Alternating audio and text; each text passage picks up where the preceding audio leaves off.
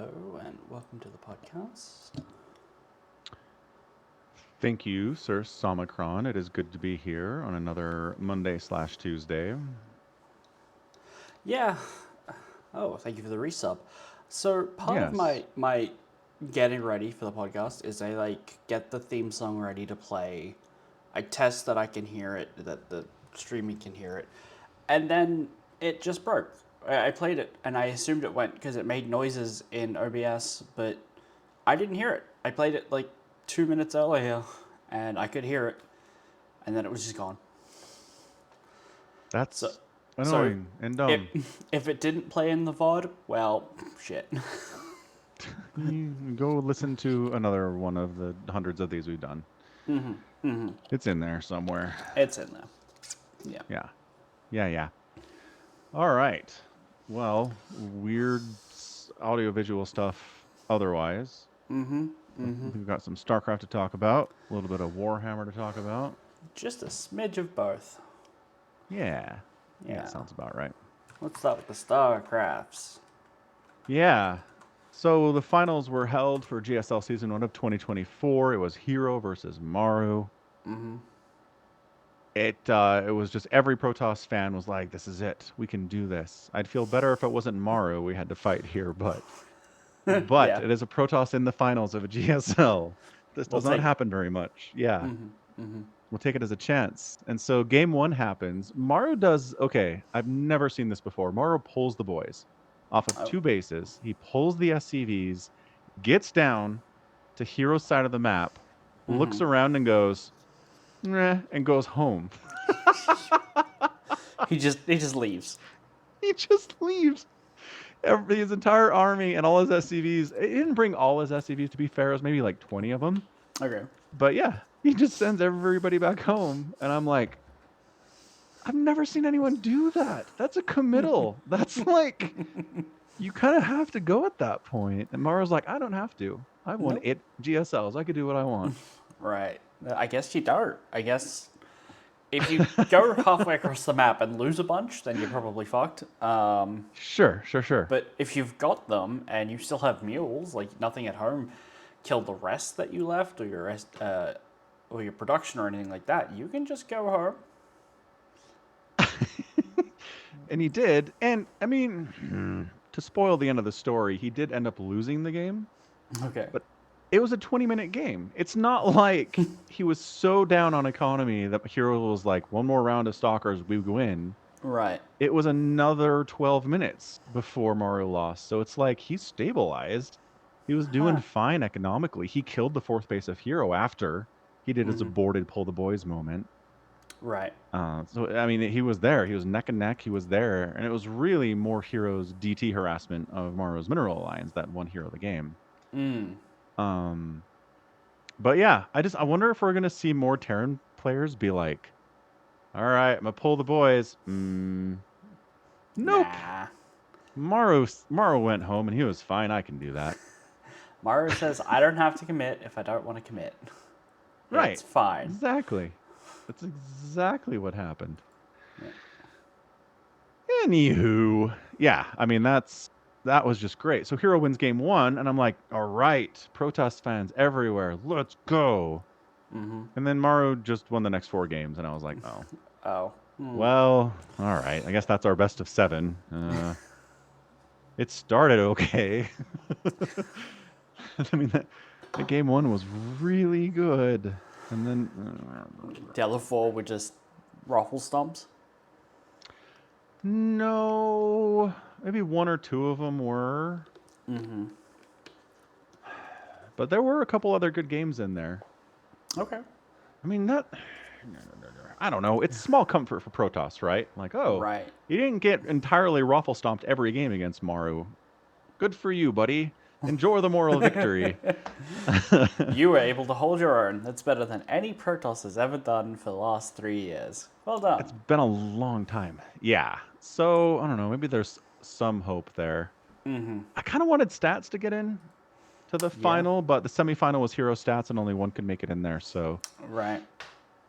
yeah, it was just, I really wanted to see what stats would do. Maybe But next season. Yeah. Definitely an option there. I hear And Trap Rayner's is going also. to Korea. Oh yeah, Rayner and Trap's back from military service apparently. So Nice. that's a whole nother Protoss in the back. It's true. I never really expect anything from Trap, though. Sure. Should I? I have absolutely no idea. You just go back from military. Right. But I mean, even before he went to military, like, I mean, I don't know. he won a super tournament in 2021. He won another super tournament in 2021.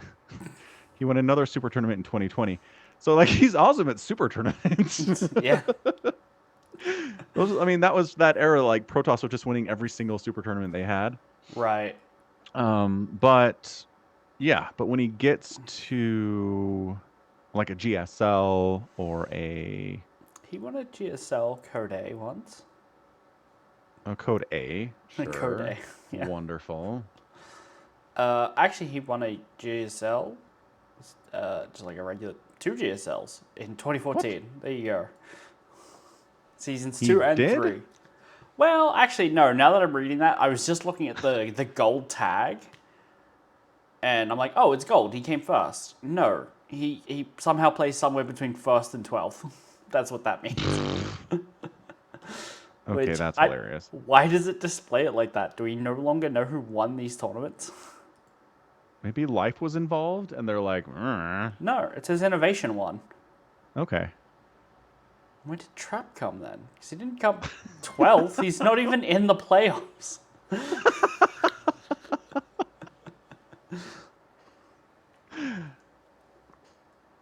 I don't understand. Yeah, okay. He didn't get out of group stage 1. How does that count? How does he have like a Result super tag that. awesome tag? Yeah, Yeah. someone screwed up somewhere. That's all. Like, So yeah. So in short, he won a bunch of super tournaments back in the COVID days and looked amazing in those, but hasn't done anything in a DreamHack or a GSL or anything else. So it's fine. Yep. Maybe. I Maybe. mean, he did take second place in 2021 GSL Season 2. So I mean, Okay. That's right? something. Like yeah, that's something. But I don't expect him to like go nuts with it or anything. Right. Anyway, and Rayner's going to be. We know for sure he's going to be involved in the next GSL? I'm pretty sure. I think he said he wanted to. Like, I think he's in Korea already. So, like, why would he not? Right? I don't know. Maybe he's like, I just want to get situated. I'll show up for Season 3. That'd be stupid, though. He should do too. That would be so stupid. That would. We don't even have, like, times or players for the qualifiers yet. Yeah. So if they haven't even started doing that, he's got plenty of time. Right. Plenty of time. Okay. That'll be good. That'll be good. Anyway, yeah, man, that GSL finals. I was so amped for a great GSL finals, and game 1 was like, yeah, you got it, man. Enjoy your great finals. And then after that, I was like, all right, fine, 4-1, I guess. It's better than 4-0. But by the slimmest of margins, yeah. Yeah. Yeah. Anyway, that's it. That's all I got. That's all you got? Okay, so you recommend watching that first game, but not the rest? Yeah, I mean, I'm gonna post the game tomorrow on my channel, so like you can just watch it there if you want. But yeah, pretty not the Kiyomaru games either, or the hero stats. I mean, I know they're mirrors, but like.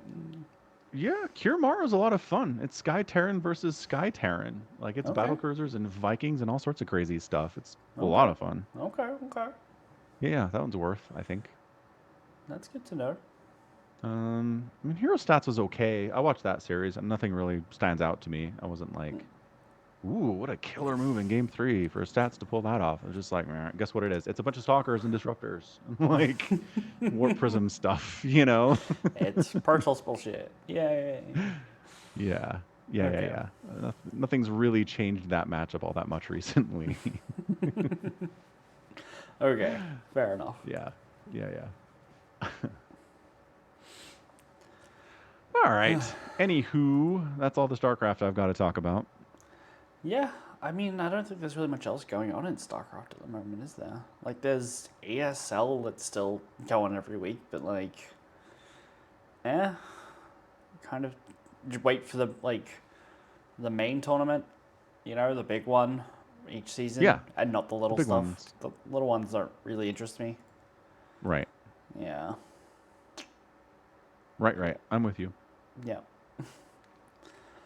Well, actually, this is interesting. I'm looking at the ESL Open Cups, and guess which race has won the most gold medals?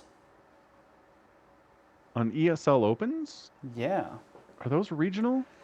I think they are, but I don't think there's any restrictions in the region. So they're done kind of regional, but like you can just play whichever one you want to wake up for. Oh, that's weird. Yeah. So if I look at So Europe, Protoss, I guess. I bet there'll be a Korean winner. Oh no, maybe they are. I know that there's something that's like, hey, it might be like DreamHack or whatever, where it's like, oh, Special got in through the Korean region, like qualifiers or whatever. It was always some weird stuff. I don't think that might be it. Right. These might Right. be properly region locked. Hmm. Yeah, but yeah, it's Okay, Protoss. so I'm going to say Protoss. There we go. Yeah. Yeah, because again, I think this has been the case for a while. Like Protoss anywhere under like the highest level of competition is really good. Like it's really good in Diamond and it's really good in Masters and it's really good in GM and it's really good in like lower professional level stuff. But once you get to like the semifinals or the Well, finals of a professional premier tournament, suddenly it's not good enough. well, what I'll say is like all the players that play these, like the highest medals won per player, it's like Clem, Beyond, Dark, those kind of people, right? Yeah. So it's not like Yeah. the players are significantly different. It's just what's on the line that's different, I guess. Yeah, but yeah, maybe. But what I will say is the player who's won the second most number of gold does not compete in the premier tournaments, and that's Max Pax. He's won 77 gold medals, and Oh.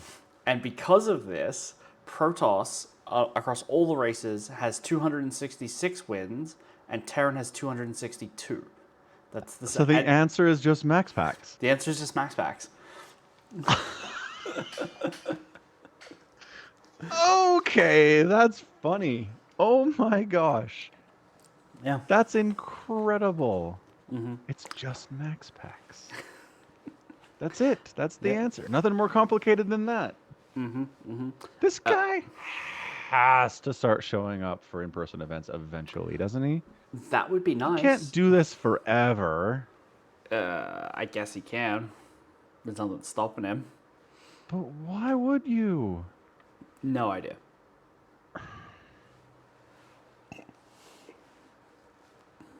All right, fine. Enough obsessing about the mystery of Max Packs for now. That's an incredible number, though. I like it. Yeah. I like that. He's second in medals per player. Number one is Clem. You know? Sure, I mean, it makes sense. Yeah. That makes sense, yeah. But like Clem has 23 more first medal finishes than him, but Terran is still losing overall by 4.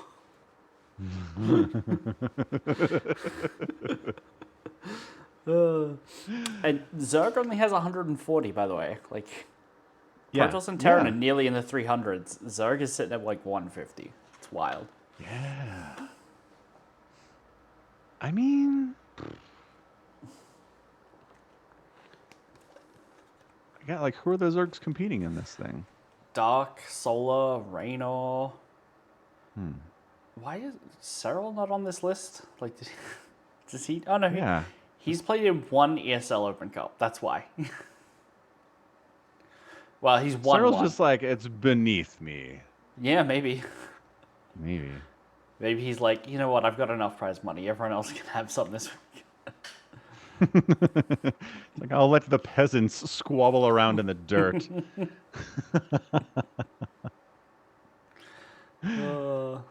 That's incredible. Clem, is single-handedly carrying France to the most medals per country. He's got 90. France has 92 wins. Viva la France! Oh, that's great. I love that kind of stuff. It's totally meaningless, but I love looking at it. Yeah, I mean, it gives a context to how good certain players are and how much of an outlier they are for, their country, for example. Yeah. Sure. All right. That's funny. All right. Onwards to the Warhammers. To the Warhammers, to the land of happiness and sunshine and yellow fields. The happiest of sunshine. All right. This was The Outcast Dead by Graham McNeill. It was. And it's a Graham McNeill Warhammer book, so it's excellent. That's true. This one, it is good, but it is also just like, I didn't look at the timeline for this book. I wrote it in a cave without the internet and not knowing who else had written anything. Well, for and some what's reason. nuts is all these afterwards talk about cooperation. All the authors involved in the Horus Heresy like talking to each other and assigning out projects and editing stuff. And it'd be one thing if Graham McNeill was like, I'm gonna fuck up the timeline, but for everybody else involved in this project to be like, yeah, this is good, this is great, good job, Graham, you nailed it. Nobody's checking this, yeah. Right. I don't know. I kind of want to add him on Twitter and be like, what happened? But I don't want to be like the guy who's like, dude, you made this one mistake for this entire book. How could you? Well, he's gotten the question a billion times. Yeah. Yeah. I'm sure he's sick of answering it. You think we could Google it? Why did Graham McNeill fuck up the timeline in the Outcast Dead? Let's Google exactly that. So those of you who don't know what we're talking about, it just basically takes the timeline of the Horus Heresy and basically explains that Magnus warns the Emperor about Horus after everybody knows about Horus doing the heresy. Which I think is hilarious. It's not even after Istvan 3. It's after Istvan 5. Yeah, no, people on the streets of Terra, beggars know about this. That's how wide this knowledge is. Oh, it makes me laugh. And it doesn't even change anything in the story. It's not like it's a story important thing that happens. There's no reason to screw it up. Yeah, I don't know. Anyway, so did you find anything on the Googles about this? I found some stuff on Reddit. Graham McNeill mentioned the book was rushed to a chaotic time in his life, and the editor also had a lot of life events happening. That mixed in with meeting the timeline to get released was the perfect storm to create an inconsistent book. Okay. That's about it. Yep. But I'm me, and I picked up on this. I'm not Graham McNeill. I'm no Warhammer expert. I don't know what to tell you. How do I read it and immediately go, wait a second, what is going on here? And Graham's like, dun, dun, dun, dun, dun, dun. This is fine. That's all. That's all I want to say about it. The best part is Graham McNeill is the guy who wrote 1,000 Suns, which is Magnus sending that message. So of all the authors in the Horus Heresy. Yeah. Yeah. It's just hilarious to me that Magnus sacrifices all these lives and intentionally breaks the rules that the Emperor just set down 4 minutes ago and risks endangering him and his entire legion to warn the Emperor about this thing that the Emperor already knows about. Yeah. Magnus, you dumbass. You colossal dumbass. Which I guess that makes really great sense for why the Emperor didn't believe his warning or didn't care. He's like, no, I know this. Why would you do this? Russ, go get him.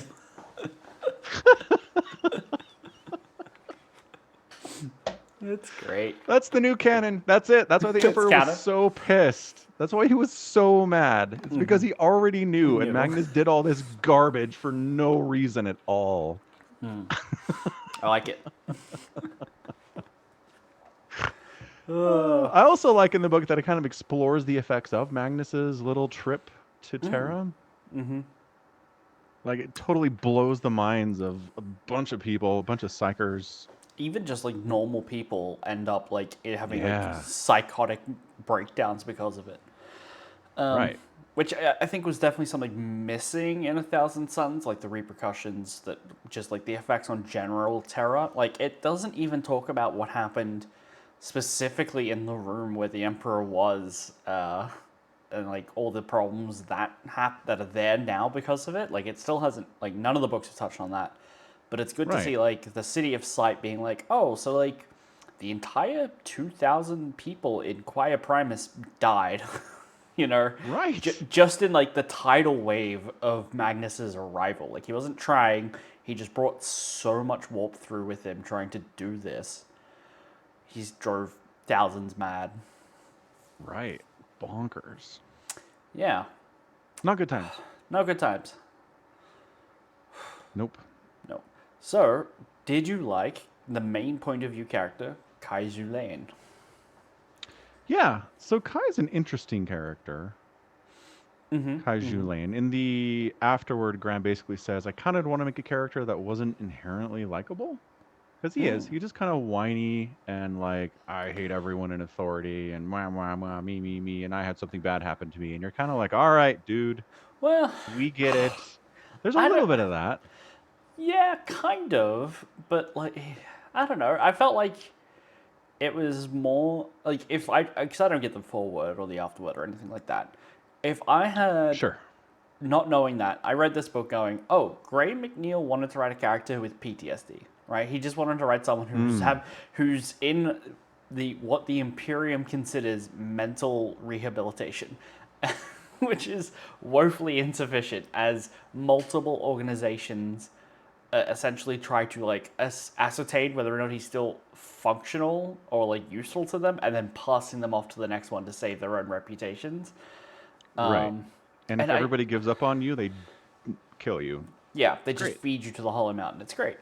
Yeah. Which questions about that? But go ahead. Yeah, but like I guess he's kind of whiny, but also he was like in a warp trance when the gellership of a field broke down. That should break a person. The fact that he's like cognizant enough to be like, well, I'm gonna steal this bottle of alcohol because booze helps is, I don't know, forgivable maybe for me. Yeah, no, I get that. But he specifically says, I played along with the notion of having an unsympathetic main character, and this was the perfect opportunity to scratch that itch. Who more than an astropath would have good reason for being caustic and unlikable? Who better to undergo a change as the reasons for his isolation and hostility became clearer over the course of the book?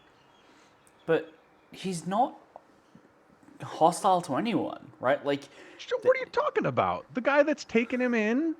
He's no, like, fuck off and die, man. okay, he doesn't like Maxim Golovka, right? Right. The guy in charge of his prison keepers, basically. Both like the Black Sentinels are wardens and jailers of the City of Sight, but like they immediately are like, okay, well here's Athena Dios.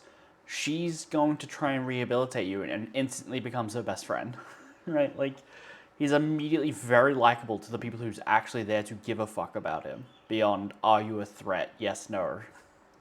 Right, right. So, I mean, I guess Graham was just talking about the first couple chapters with him, right? Where he's being dragged against his will back to his training ground and he doesn't want to go and he's Okay, really mad at you're right. everyone. Okay, yeah. So there's the doctor and the warden, right? Yeah, But that's all. like those two people are both also not hot. Well, Maximum's pretty hostile to him, but the doctor's very clearly lying to his face, being like, "No, you're in the Casino family. We just want to make you better.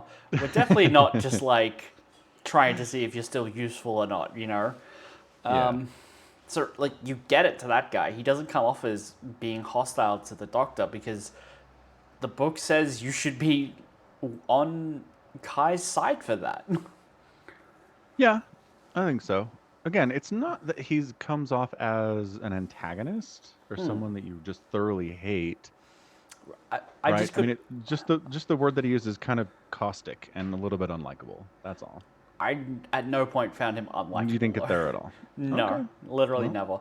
Like he turns up at the Temple of Woe, and Roxanne sees him for the first time, and who knows how long. It's like, oh, my best friend, I found you. It's like that's someone who's very likable to me. Like, none of the No, you're characters not find him wrong. unlikable. Yep.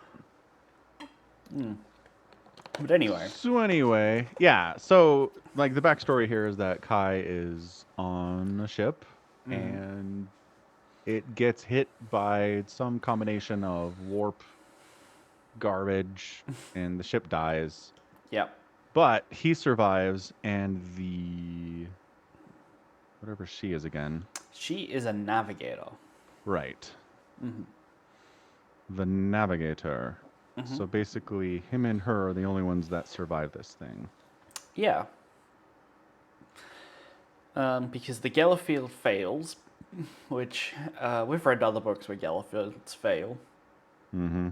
You basically let the warp in, and the warp wants to eat everything and corrupt it and twist it, and you're in its territory, so there's very little you can do about it.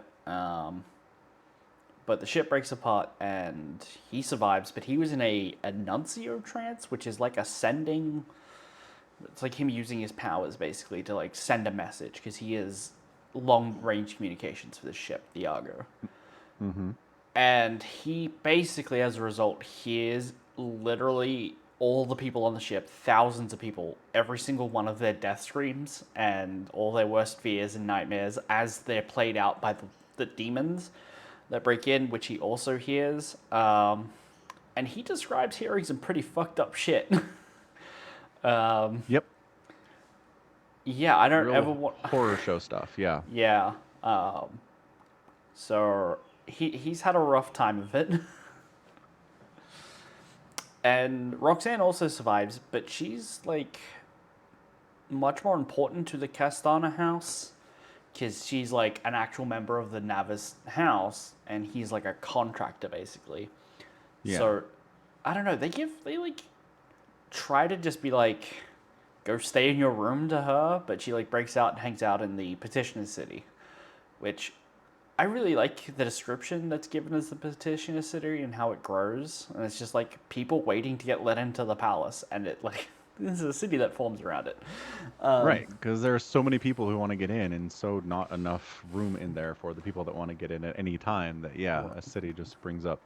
Yeah, I really enjoyed that. Yeah, that is really cool. Yeah, so I feel like the book is... The first part is like trying to help Kai, and they kind of managed to do that. Like, Athena gets to like trance with him, and eventually he's able to send a message to like another tower that's very, very close. Like, he's slowly getting rehabilitated, but in his like mindscape, there's this like shadowy thing under the desert sands of his visions and his dream reality, and he just will not face it. He's too afraid of it. Yeah. Right. And then there's a little bit of like Roxana or Roxanne. Is it Roxana? I think it's Roxana. I'm trying. Here's the thing. I've got the word in front of me, and now I can't remember how the book said it. The book says it 1,000 times, so I, you know. That's funny. You know, it's funny. She's not listed in the Dramatis Personae. Yeah, she is. She's under other. I don't have that. That's interesting. Oh, really? Yeah. Oh. I've got people in the City of Sight, the Outcast Dead, the Hunters. People in the Petitioners. Oh, she's just in the Petitioners City. That's what it is. Oh, okay. She's down there. Your one lists it by location. That's interesting. My one's by organization. It's like Primarchs, Custodes, Outcast Dead, the Astra Telepathica, and then other. Why is it different? That's so weird. Yeah, I don't know. Anyway, what else? Yeah, whatevs. She has like it's mostly like establishing the Temple of Woe and the Babu Dukal character, but I really feel like she's playing poverty tourist just slightly ever a little bit. I mean, yeah, certainly. Which kind of made her more unlikable. I mean, she has a moment where she stands up to the Babu's men, like, no, these are my people. Like, they accept me for me. when she realizes that they all know that she's a navigator, you know. Yeah, even this But like 10-year-old kid is like, "Yep." yep. But like up until that point, she was like she could have gotten up and left at any time, and like went back to basically the lap of luxury. That she it made her much less likable, like in retrospect for the first part of the book. Um, when you realize that, I don't know. It's not like the book doesn't even touch on it. It's just how I felt listening to it. Yeah. Yeah. Then Act Two is just prison break, Yeah. and we get a Act prison break. It's great. Yeah, poor Kai gets dumped in this prison Right. Oh, underneath I the suppose. palace, kind of. Yeah, it's yeah, basically. But like, okay, before the end of Act One, there is Magnus's message, which is all the telepaths in the city of Sight are going crazy. His like one mentor that he really kind of liked at the city of Sight is like, oh, I could feel all of the knowledge in the known universe. If I just reach out touch this power with my mind for like a second, I could know everything. And Graham throws in an excellent reference to Mechanicum, another book he wrote, where that's what they're trying to do. They're trying to tap into the ether of all knowledge, the Akashic records or whatever, through mechanical means, and they get to do it just like with their mind. It's definitely a reference for the reader. The people in the book, I don't know, they would have no reference of that, I think. Right. But That's okay. basically, she reaches out and gets a vision of all the future in 40K, which can't be a good feeling, but decides to bury it in like the knowledge of this thing in Kai's memory, like of the Argo and his events there, Right. which is why, after Magnus's eruption settles down, the Custodes come looking for him, being like, "Oh, you have knowledge of the future.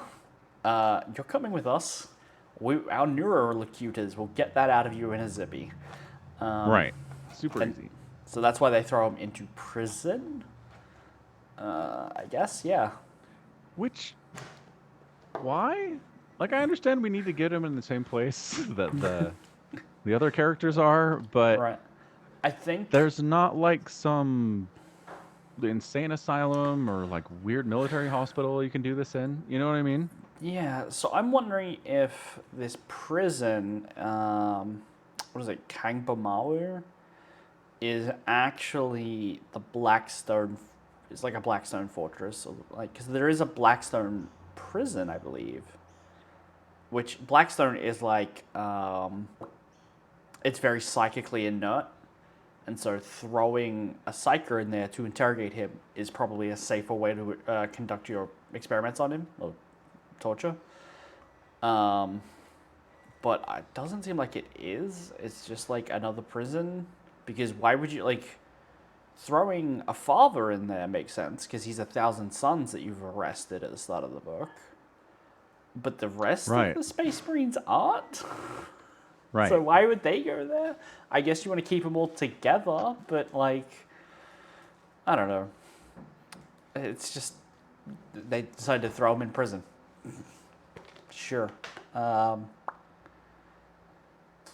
Also, I will say, at the very start of the book, there is a moment where an army of Black Sentinels goes to arrest the traitor Space Marines that have been hanging out on Terra. Like, there was this thing called the Crusader Host, which is just like representatives from all the legions Right. on Terra hanging out doing diplomatic stuff, basically. Yep, yep. And they're like, "Oh, a bunch of these legions are traitor. Let's just go and arrest them because we can't trust that they're not plants or like seeding explosives throughout the imperial capital or something, right?" Right. Why do they arrest the the Thousand Sun? Because like he makes the point that the Thousand Suns aren't traitors at this point, but they still arrested a Thousand Sun. They was just like, yeah, get in their prison as well. But Yeah, but this is after Magnus does his thing. no, they arrest him beforehand. They arrest them all beforehand. It's at the very start of the book with Nagasena. He goes up and talks to them, and he's like, some of my battle brothers will be upset that you only sent 3,000 to capture us. Right. Yeah, that guy. I don't know. Right, but my point is, he makes that argument Timeline to... shenanigans. He makes that point to Saturnalia that it's like, you don't... I'm... Thousand Sons are still loyalists. And he's like, yes, but it was better to, like, if there's an infection, do you only quarantine the people who are sick, or do you quarantine everyone? And Right. that argument. But at no point in the book do we ever think that they quarantined everyone from the Crusader host. Because they mentioned that there's like 12 Space Marines there, but there's more than 12 legions. Why were the loyal legions not hanging out with the rest of the Crusader host that's hanging out on Terra, you know? I don't know. Right. Right. It's just questions I had about consistency in this book, which, again, apparently this book was rushed, and I think that's probably one of the things that would have slipped through. Yeah, I think so too. Just explained by this is a sloppier book than average. Yes. Which is a shame, because, like, the meat and bones of it is still really good, right? Absolutely. There's some great and exciting things that happen, and like great conversations, and yeah, totally. Okay, so we get a prison break where a father, he's like, oh, they put this side dampening collar on me, but they can't remove me from the Great Ocean. I'm too good for that. And is still doing psychic manipulation anyway. Because he's so cool. Amazing. Yes. Yeah. Because he's all good with the magic. He's very good with magic. He literally has a moment where he's like, oh yes, I know all of the arts of the Thousand Sons, and I don't like the Puri, but I can do it. I don't like the Corvidae, but I can do it. You know? Right. I mean, really setting up that this guy is incredible at psychic magic, which, I mean, it's magic. The fact that anyone can do it is, like, what's the level for impressive? Because magic's not real, you know? Right. I mean, he can do stuff that the vast majority of other people cannot do. So Yeah. Yeah. Yeah.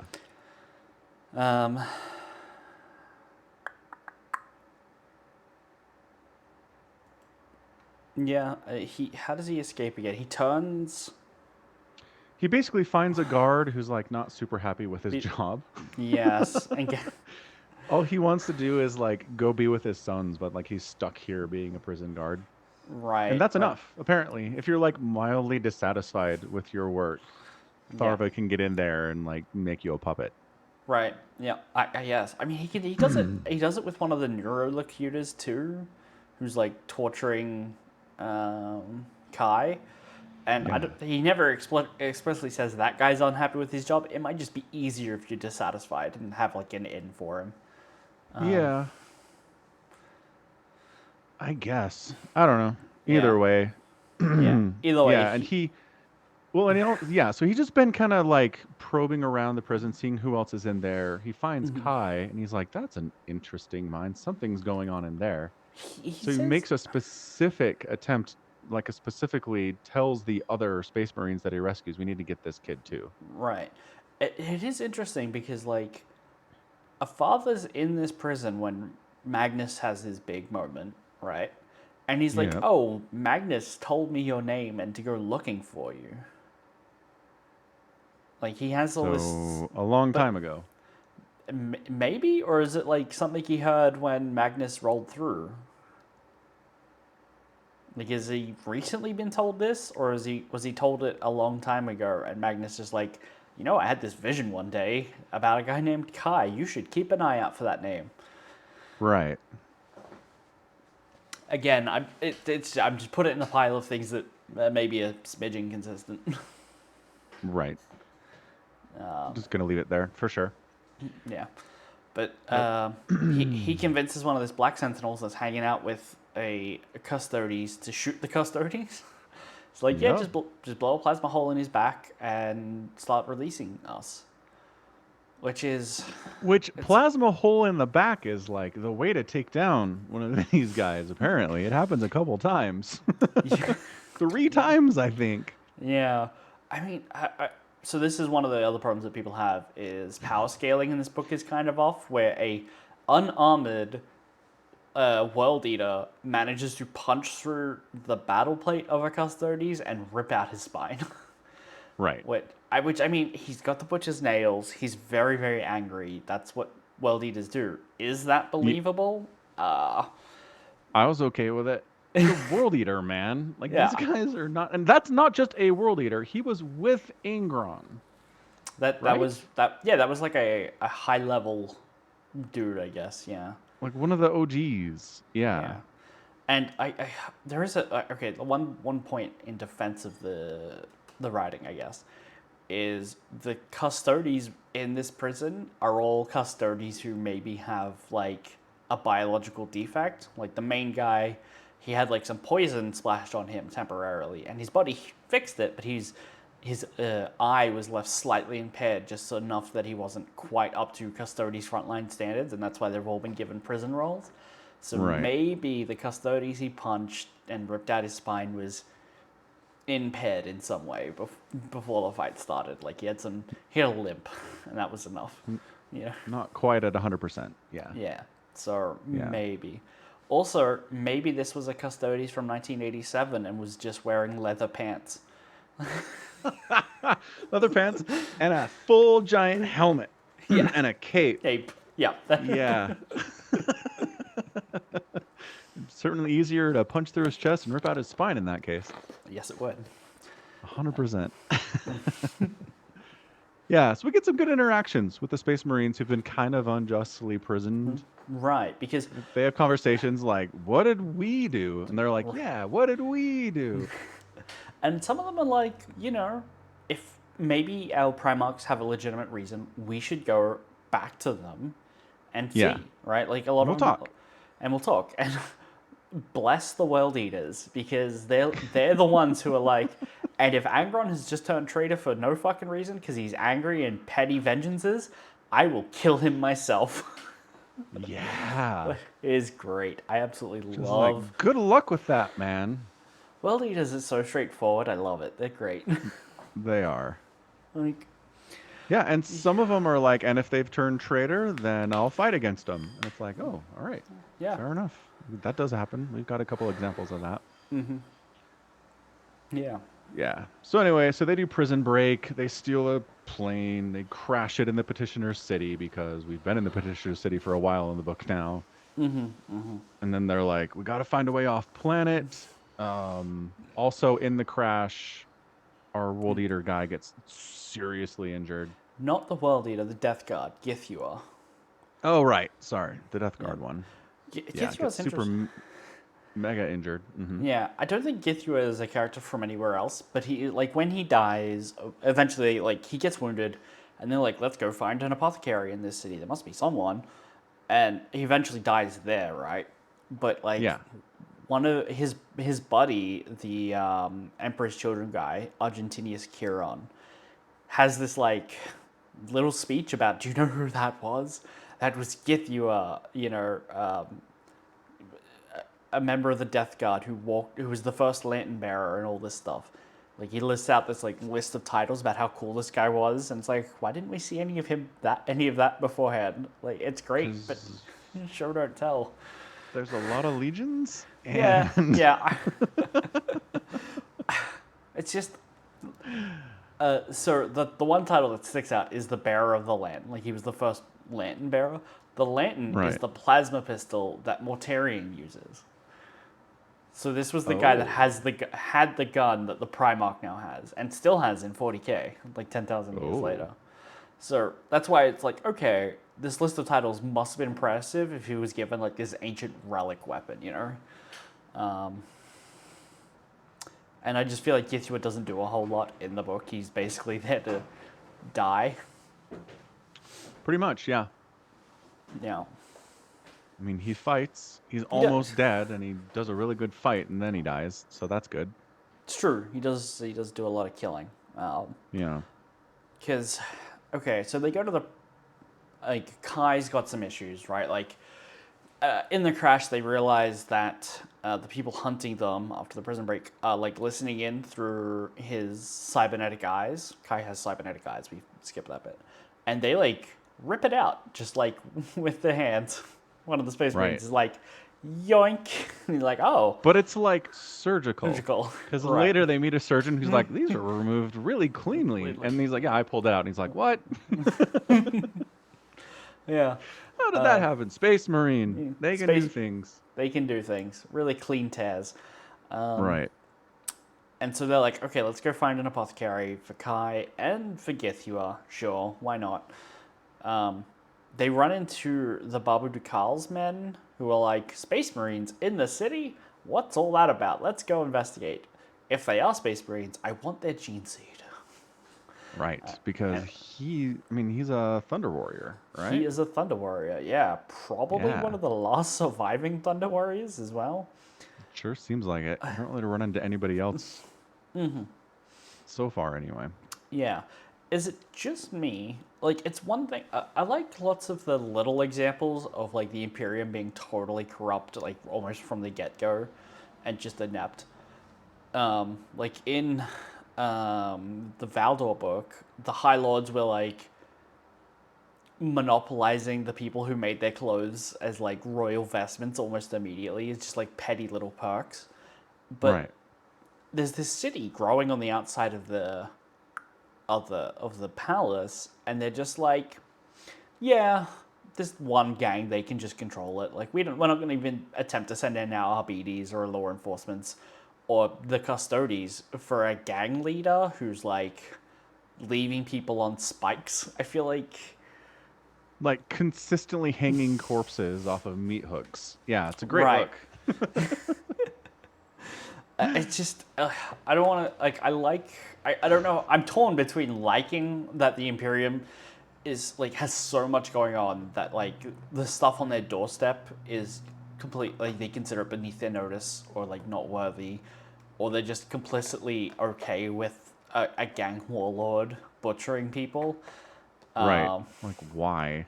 Yeah, or if it's like, well, they should really have like the custodies would have been like rogue Thunder Warrior gang. Maybe we should deal with that before it like they I don't know do something chaosy or attack the emperor or threaten his life or whatever. Yeah, is right on the Emperor's doorstep. Like, maybe Yeah. look into this. Yeah. Definitely. Yeah. So this dude's a Thunder Warrior who's dying because Thunder Warriors Their are biology dying. sucks. Like, Yeah. right. Like, that's the fate of all of them. He's managed to kind of do some weird sciencey stuff to stay alive longer than the vast majority of them. And he's been trying to create his own gene seeds to basically become immortal like the current Space Marines. Yes. He's basically trying to go through the Astartes conversion rate now, which is Yeah. wild, but not impossible. Like, there is a thing that like some of the Primarchs do when they grow up on their planet and they have their bodies with their like adopted parents who are of adult age when the Emperor comes, like Corphayron to Lorgar. It it's briefly mentioned in the first Heretic where one of the Space Marines really doesn't like Corphayron because he's not actually a Space Marine. They just like gene bulked him and like gave him Terminator armor and gene therapies to make him live longer and all this stuff. But he's not quite a true Space Marine. He just kind of does stuff at a Space Marine level anyway. Like Okay. so it's like a thing that can happen, and he's trying to like hothouse himself with this Babu Tikal, or as the name Yeah. he gives himself, Aric Tyrannus, which I don't think is mentioned anywhere else. Like I don't think that's a like he continues on yet. Like hopefully There's no there's reference to him later at all. yeah, because he doesn't die in this book, and he gets the gene seed he wants, and he's kind of like, yes, I've done it. I've stabilized my biology. But I don't know. I really like the name Aric Tyrannus. That's kind of a great name, and it's upsetting that it's just wasted because there's no resolution to this guy's story. He's only in this book. Yeah, it might come back. We got time. There are books yet to be written. That's true. That's true. Maybe. Maybe. Yeah, I don't know. Anyway, yeah, so he's like, my science isn't working, and then like 5 Space Marines wander into his town, and he's like, oh, Excellent. A hey. gift, a gift from the gods. I don't believe in. So he sends his dudes after him. Like, this is the thing. Like, this is your plan? Like, there are 5 Space Marines traipsing around your territory, and you're like, I'm gonna send 20 regular dudes and like one Thunder Warrior dude. No. I think they're all gene bulked. Like it seems like Okay, Goda. well, Goda is another space marine. Not space Thunder Warrior. Like he right. seems to be on that level. But Yeah. when the hunters catch up are catching up to the escapees, they find their way to the apothecaries, right? And they're like, if you looked here, almost all of these guys are as big as the Space Marines we're looking for. Who the fuck are these guys? Like, they're shocked as well at just how big the corpses are. So They it's are, but they run through them pretty fast. Like, right. They're gene bulk, but they're not like psycho conditioned. They're still not Astartes. right. And And we've talked about this. There are tiers involved here. sure, And I yeah. I really like it because there's more to Astartes than just being big and strong, right? Like they're also fast. They're also quick thinkers. Like even when they finally get to the Temple of War, Tagore is like, "Oh, what is this little pamphlet you have, little boy? Let me read that." And even the World Eater, his brain can like learn to read off a single pamphlet. Oh, so I like making Space Marines scary at times, for other reasons than just being big and strong and having a gun. Right. Certainly. So I like That is that. nice. That does make them more interesting. Yeah. But yeah, so he like doesn't manage to capture any of them. Godo goes back and cries, I guess. Offers his throat to Babu. He kills. God, what's the name of the one that he killed? Kieran. He kills Kieran. Yeah, and Githua, I guess. Yeah. He And was then already he's done. like, bye, and walks away. And I'm like, what? I mean, I get we need to set up a conflict later, but also, what? He realized I've never seen Space Marines get in a fight and then be like, it's over now. Someone gets to walk away. Like, what the hell? Yeah, I don't know. I guess he ran more than they let him run. I don't know. I don't know. It's yeah. This book was rushed. Okay.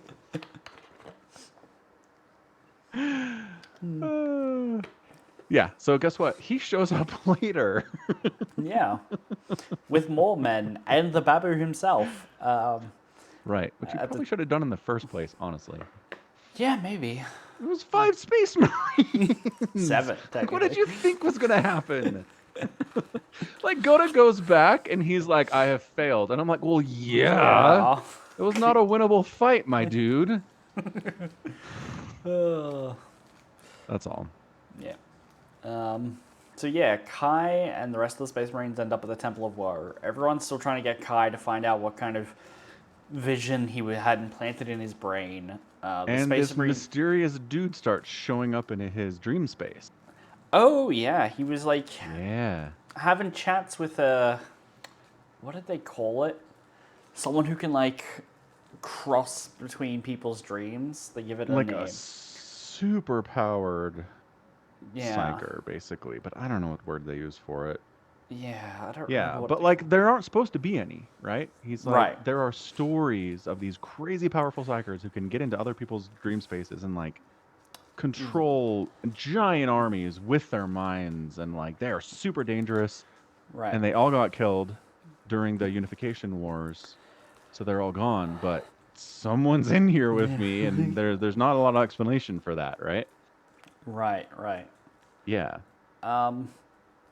Yeah, so it turns out he's kind of chatting with the Emperor, and like talking about the Horus's rebellion in terms of like a chess game, and like there are certain pieces on the board that can only be moved in certain places, and like some of the pieces are veiled and you don't know which side they're on, and like you can try to move them and maybe they'll move, but maybe that's not what you want, and maybe that's what the other guy wants. It's a really interesting metaphor for like how the Emperor's looking at a lot of his pieces.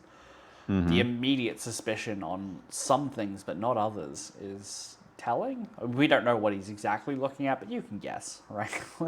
Yeah, definitely. Yeah. Like, when immediately, it's touched on a little bit here that Dawn, oh god, I want to talk about Dawn in this book, I love it. Is Seriously. Dawn is like, okay, here's the Retribution fleet we're sending to Istvan. Only contact the Night Lords that are here within the Sol System. Do not contact the ones that are with Conrad Kurz, their Primarch. And then he gets a message like halfway through the book that's like, Conrad is joined up with the rest of his, and he's like, ah, shit. Yeah. God damn it. It's not a good time Yeah. for anyone, really, ever, but this is an especially bad time. Yeah. But I really like Dawn in this book because he comes off like a complete asshole. He's CEO Dawn going down and harassing the IT guys because he hasn't gotten an email from his brother yet. Right. I mean, in fairness, it's wartime communication. It's not like we're building sprockets in the factory here. I need an update on how that's going. Sure, but it's also warp messages across galaxies, you know? Yeah, Right. yeah. It's a lot. There's a lot going on, and he's just like, no, I will come in and stand in the room, and they're like, if you understood the importance of the ritual, you wouldn't have broken the boundaries and walked in here anyway. He's like, fair, but he's like, still, I'll be here, right here, and if you fail, I'll kill you all. God, what a dick. Seriously. He's got a lot, got a lot riding on him. He does. He has a lot on his plate. Which, I don't know. He's definitely, like, the go-to guy here. But the reason why he's, like, Praetorian of Terror, the go-to guy, is because the Emperor's off busy dealing with what Magnus did. And Magnus hasn't done anything in this book yet. Like, why is the Emperor not, like, chasing up emails?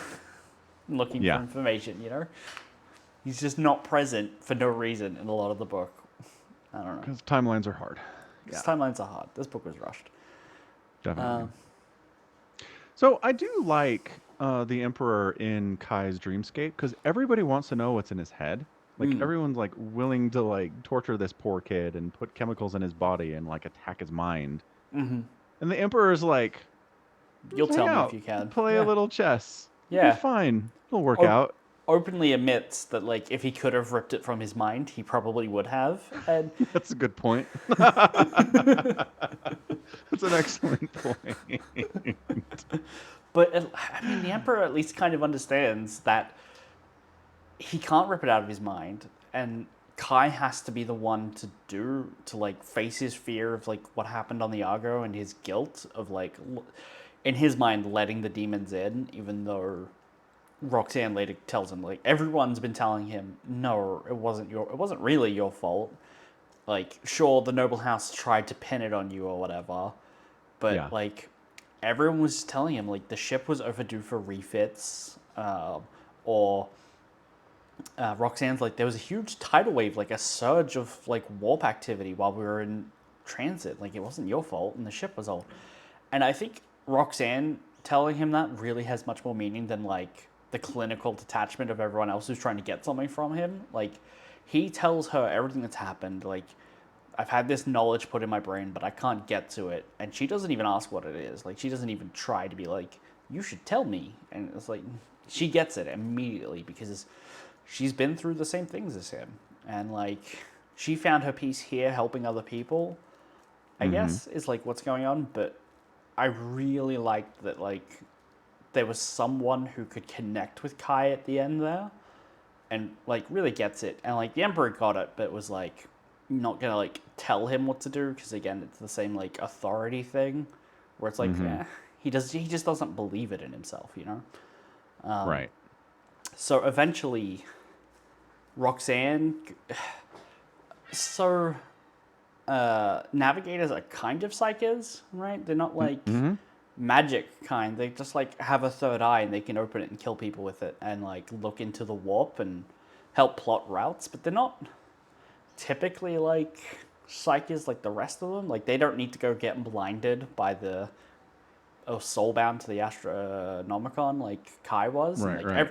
everyone in the city aside who's had like their eyes sewn shut, which you know, that sounds horrible. I Yeah, sewn I shut or given cybernetic ones. Yeah. not even all of them are given cybernetics. Like most, they're all taught how to use like blind sight, which is like feeling the world with their warp powers. But Yeah, and that's kind of cool. Kai, after he gets his cybernetic eyes ripped out, he's like, "Oh yeah, I can still see because I right, can use my powers. I haven't done this in a, but it's, yeah, yeah, yeah. Um, what was I saying? I immediately in my mind was like, what would it be like to have my eyes sewn shut? And I just feel like my eyelids are so thin, I could tear through the stitches with just the eyelids, you know? And Ooh, yeah, that sounds awful. yep. That's Warhammer-esque. Tearing your own eyelids with, yeah, no, no Yeah, thanks. no, thank you. Um,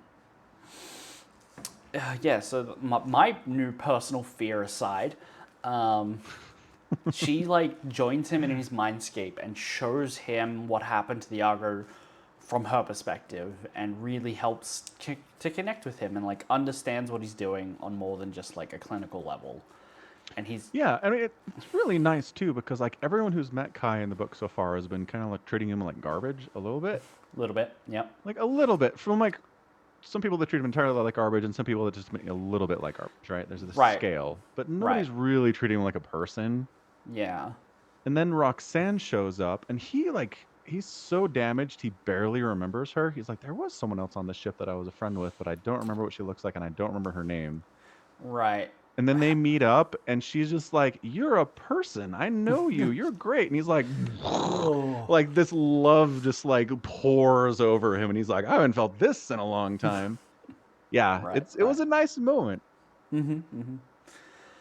And because she's so not even trying. She's not like I need to fix this guy. She just like she's like, sees him as a person who's been I just, hurt and like she I cares just, about him. Yeah, yeah. She's just like, I need to be here for my friend right now. Like he's had his right, eyes ripped out. He's been tortured for months for this information. He just needs a hug, and right. she's there for him. It's great. It's wonderful. It's amazing. Yep. It is a wildly human moment in 40K. Yeah, and I think that's what makes it stand out too, for sure. Like I'm trying to think of like a comparable situation, and like it's tough. It is Yeah. tough to find a comparable moment in the Heresy, anyway. Yeah. So she like helps him come over that, and then he immediately like falls into another trance, or maybe the Emperor from the outside pushes him into one, and they play another chess game, and he like has this revelation that the Emperor's going to die, and the Emperor now knows that he maybe is going to die and has to die, and that everything will be awful because of it. Yeah, I thought that was really interesting. Like that's the crux of this vision. There are actually a lot of things in that vision that is more than just the Emperor dying. Like when the way Mm, it's written out, there's stuff in there that you probably won't recognize. mm-hmm, So like there's stuff about like the Beast arising and stuff like that. mm-hmm. After 30K, the next biggest threat is an orc warband basically, which is led by an orc called the Beast. And so Which is weird because like the Emperor celebrated final victory over the orcs like 4 months ago. well, one of the he celebrated at Ullanor the defeat of the largest orc war that they've ever seen. That's not all the orcs. That's just the Oh, largest one they've ever seen. but And then then like that's where it's like we did it. Let's have a big party, right, right? because they think they've just destroyed the largest remaining enemy empire in the galaxy. Right. That's But they why. haven't. Well, orcs are funguses in this. Like they grow from Yeah. mushrooms, so they like they're gonna keep cropping up forever. Okay. And they know Right. that.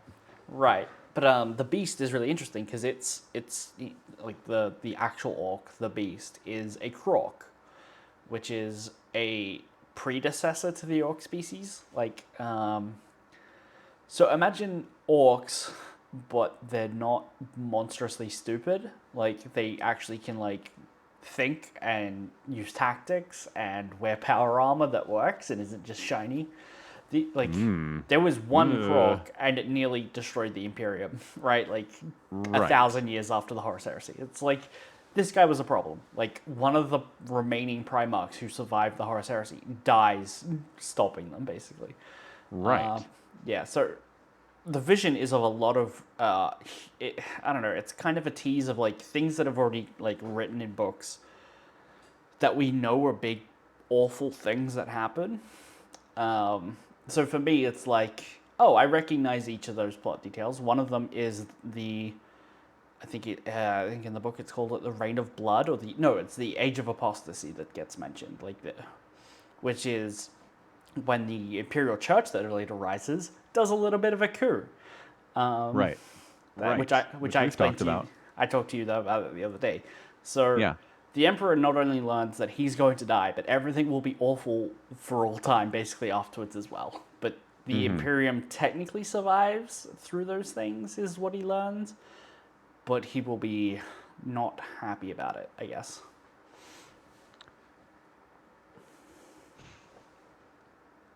So, all right. So the Like, Emperor dies, but the Emperor is kind of around in 40K. right? Well, So, I mean, whether or not he knows explicitly that he's going to not fully die, but just like be interred on the Golden Throne hmm, is ambiguous here, I think. What do yeah, you think? it is. It's super ambiguous. Yeah. All Um, right. I don't know. Is there more that talks about this? Is there like a book that like discusses the Emperor this, going from what he is now to what he is in 40K? do you mean in like specific relation to this vision and information that he's just received here? No, just in general. No, I don't think so. Like a lot of it is Okay. just like he ends up on the throne and then he, like I think the Gulliman books that we read about when he comes back, and he's like, yeah, Yeah. so I went and talked to the emperor and I was in there for a couple days in like a trance, and the emperor was this barely sentient, like can barely hold himself together amalgamation of all the psychics he's eaten over the last 10,000 years. Right. Is kind of the most we get, that like the emperor is in torment and barely hanging on and vital to the Imperium, you know? Okay. So if I've gotten all we're gonna get, all right, I guess. Well, I mean, there's still more books with the Emperor. Like, we're gonna find more stuff, right? Like, No, I know, but there's anything that explores this particular change that happens, right? yeah, no. Because, like, No. most of the change happens after he's basically unconscious, you know? Yeah. Yeah. All right. Whatevs. What else? All right. So we do get what's in Kai's head, and Everyone uh, dies. pretty There's a much. there's a big battle where Babu Dukal is looking for more. Well, he's gonna get the GC. He's like, "Ah, oh, yes, you guys tried to escape, but you came here and we found you." And then the Imperial hunters hunting him also found him. And there's a big fight, and uh, Roxanne or Roxana, who gave her like magic ring to a small child, gets pushed, and everyone from the house turns up, so she gets taken away. Oh, actually, Which, before she gets taken away, um, Kai comes out of his trance talking to the Emperor and is like, has his eyes healed? Like the Emperor performs a miracle of psychic fuckery and heals his original eyes, and he is able which, what? Like, why? to Is it a thank you? Is it like, maybe, yeah. thanks for giving me this glimpse of the future. This is super useful, even though you really didn't do this on purpose and had nothing to do with it. Here are your eyes back. I guess like I I don't know. I think it's a thank you. Like the closest the Emperor can come to being like, cheers, buddy. You know. Yeah. And he savors like this last look, and he's like, the Emperor dying, like the book makes a point about like armies that know they're right or going to win are like unstoppable. Like you just like an army that's marching with certain knowledge of victory can't be stopped. And he basically knows that they can't win now, and that damage is equally damaging. Like that knowledge is equally damaging to the Imperium now. Right. And he asks Roxanne for a favor, and she opens her Open that third third eye eye, babe. Yeah. and kills him. Right. So Poor, no one poor else can Kai. get it out of his head. Yes, nobody. She gets dragged off and like probably interrogated because they think she now knows, Mm-hmm. But and she she doesn't. doesn't. So, No. Yeah. yeah. I mean, downfall of Kai. Like, it's just, it's amazing. It's incredible. It starts before we meet him and just continues on and on and down and down and down and down. Mm-hmm. And like they meet up with that surgeon guy in the city of petitioners, and he's like, I can purge all the crap that's in his bloodstream from the people that were trying to get this out of his head, but like he's dying. Like he is actively dying. I know Yeah. he's like talking and stuff, but Like, he's on his last no, he's legs. not doing well. Uh-huh. Like there's no getting back from this. Yeah. Yeah, yeah. This isn't a chicken noodle soup and rest kind of situation. So yeah, Uh, so he gets like 2 moments of kindness. mm-hmm. Roxanne like shows him, shows him some kindness and some love, and the Emperor's like, "Cool, Burrow, here's your eyes back." And he's like, "I think this is as good as it's gonna get. Let's end it here." Yeah, Yeah. So he out. he's out. Mm-hmm. Basically, the custodians and the Thunder Warriors kill all the Space Marines except for the one who went to go and secure the transport. Yeah, the So, lone wolf, the yeah, one that they specifically say is like he's willing to bail when things bail. get bad. Right, he's Like, not here to be friends with everyone. He's right. piecing out. And he very explicitly also considers himself a lunar wolf, not a son of Horus at this point, which is interesting. Yeah, that is interesting. Yeah. But he escapes, and I haven't read it, but like we do get a follow up on his story. Okay, that's good. But I think it's only in an audiobook. Lame. Yeah. Sorry. Yeah. Sorry. Or at least the next step of it's in an audiobook. There's more in it in other books, it says here, like a couple more novels, but like there'll be a jump because you won't listen to the audiobook. But I'll tell you about it. Right, right. I'll fill you in. It's fine. Good. I appreciate that. Yeah. Yeah. And so the hunters have a guy who's he's null. What's the term? Oh, he's a pariah. Yeah. Pariah. Yeah, he's a pariah. Mm-hmm. And so he's fighting a Tharva, and Tharva's like, shit. Like, this is one thing I have a really hard time Right. for obvious reasons. It is really interesting because I think like it is explicitly stated that this guy has been trained by the Colexis assassins, so he is like, like we read James Swallow's Nemesis, so he's like a badass psycho, not psycho, null psycho, and an assassin. Like he's physically Yeah. also like a very very very capable fighter, but like a father is still a space marine. Like if he can Right. get over being like disconnected from the from the Great Ocean, he should be able to take this guy in just a regular old fight, Right. I mean, he doesn't have proper armor or his weapons, so sure. But there is something really enjoyable about a father's, like, just, like, resentment at the pariah as a whole in reality. It's like, you are a psycho. Mm-hmm. You are no more natural than this guy, but he has such a revulsion to this guy being, like, a hole in the universe, and how dare he do this, and how dare he exist. The universe should not tolerate something so awful as a pariah. But it's, Right. But as the found that, thousandth son, he's been swimming in the ocean and like he loves it. Like that's yes, that's his reason for existing. Yeah. yeah. But he, Yeah. I thought it was interesting that a psychic can like permanently sear out their own psychic ability and Yeah, I got the get. feeling that was an Atharva thing. Like, I felt like there's a special thing. Yeah, it definitely seems like a complicated move because psi Like, I don't power think Kai is could do that intentionally, right? no. Like psi power is Yeah. often described as like your mind, and like I could do all these abilities just with my mind, right? Because like if you were to cut up a space marine and inter them in a dreadnought, like they don't have their arms, they don't have their legs, they barely have any of their chest, but as long as they still have their mind, the dreadnought can still use psychic powers, right? Right. So That's a good point.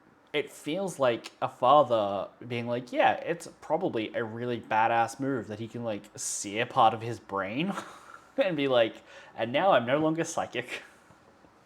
Yeah. It seems risky for anyone else to attempt. 100%. Anyway, so he does that, and then he dies anyway. And it's like, Yeah. fair enough. Yeah. Could have just died. Could have just died. Probably wouldn't have changed a lot, I don't think. Yeah. Yeah. So yeah, so all the Space Marines die except for the lone wolf one who bails Well, Bales. Yep. because he's a survivor. I'm a survivor. Oh, Bobby, what's his face? Gets some gene seed. Seed. Yep. He manages to concoct a potion to fix himself, which is neat. That's huge. That's Yeah. really big. Yeah. Because I don't know. I wonder if like when do you resolve that? Because like there's this maybe Yeah. now immortal Thunder Warrior on Terra. He's probably Who's- in a position of power that he could leave Terra. Maybe like he could smuggle himself out. He Yeah, could but be he's super pissed at the Emperor. Like, Yeah. Well, I mean, is He staying is. on Terra the right call though? Like I feel like if you're there, you're gonna get detected eventually. yeah. And so maybe I mean, he goes off he's to like really stayed off the grid so far somehow. true, but like I feel like knowing that Horus is going to come to Terra at some point, he might just be like, "I'm gonna get out of the way for a little bit, guys." Yeah, fair. But like his story is not resolved. Do they set that at like 40K or somewhere in between and be like, yeah, so this guy who went off to like some remote part of the galaxy, started another lab and has been breeding Thunder Warrior Astartes hybrids is now marching on Terra, you know? I mean, that'd be pretty nuts. That'd be a nuts story. I'd watch that. I'd watch that story. I'd read that book. Absolutely. Well, Yeah. part of the problem is the Thunder Warriors are inherently pissed at the Emperor for killing them, right? Yes. But it reaches a point that the Emperor is interred on the Golden Throne and isn't really a human anymore, No. right? Right. So, like, where's your revenge at this point? What are you even gonna do, you know? Destroying what's left of his Imperium. Yeah, And like I you guess can do that's that. the move. You can like you don't even have to like destroy Terra at that point. You can just be like, I'm gonna do some insurrectionist shit and like destroy a couple worlds or have them turn traitor. You know, Yeah. incite rebellions. You don't have to do that on Terra. You know, Right, totally. so Yeah, that would be super cool. keen for that book to come out eventually. This one came out in 2011, so it's only been 15 years. 14, 13 years. There's too much. There's just too much out there. There's too much. You think they have a collection of like, here are characters we've introduced and want to do something with later, and then every once in a while they just look at it and go, "There's like 47,000 people on this list," and then they put it away, and they're like, "Meh, Yeah. Meh. it's too much." It's too much. Yeah, maybe. Bah. Anyway, yeah, that's it. It's just nice. Again, I do like these Warhammer stories that are kind of more localized and personal. Less entire worlds getting raised or giant armies killing each other. This is Right. just, there are 20 people in this story and that's it. Yeah. Yeah. Whew. Anyway, we got thumbs up. It was good. thumbs up. Really liked it. Inconsistencies and all. Yeah. But I mean, that's a lesson, right? I think I've been saying this for a while, but you can screw things up in the story that you're telling, but if it's overall good and like it resonates with people, then they're more willing to forgive it. Oh, for sure. Yeah. If it doesn't reach a bar of quality, and people are kind of upset about the quality level, then they'll also go ham over the mistakes that you made, and it's Right. worse, right? Yeah. Right. All right, so we're going to pick a next book. Let's do it. So, I don't know what to do next. I have an idea for what to do next. It's pretty far down the flow chart. Okay. I'm trying to find out where it is exactly. It's called Master of Mankind. It's again a title that's going to return some stuff. Oh, no, there it is. I feel like It's not in at the library right now. I also can't find it on the flow chart, which is annoying.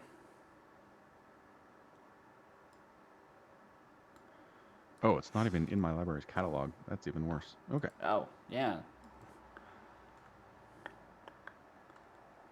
How much is it on the Amazon? Probably like $6 for you, I would guess. Last book was 10, but yeah. Oh, yeah. Close enough. Yeah. $10. $10. Okay, we can do that. Excellent. I really know I can't Once find where again, it is on this. How is the paperback $65? Probably I 'cause don't they're not- understand. Probably because they're not in print anymore, Yeah, fair enough. if I had to guess. When did it come out? Master of Mankind? Yeah. An excellent question. Let's find out. Amazon doesn't want to tell me, that's for sure. Oh, 2016. Yeah. So 8 years ago.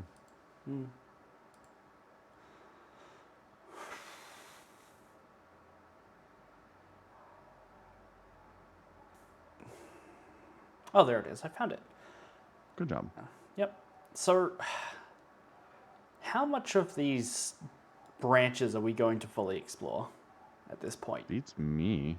It's a great question, Somicron.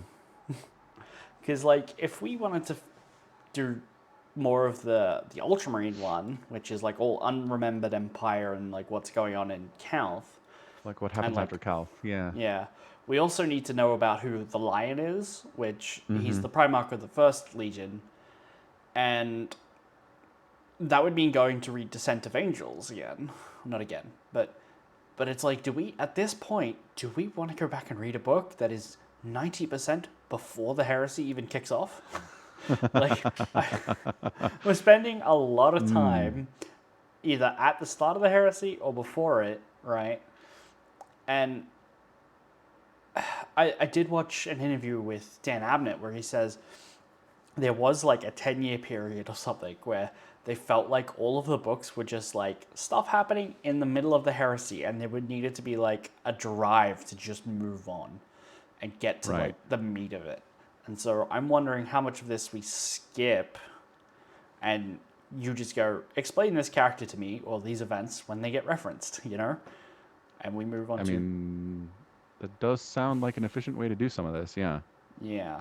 So if we want to do that, I'm happy to like look at this flowchart. We're reading Master of Mankind. I think there's like maybe 2 more books that we want to look at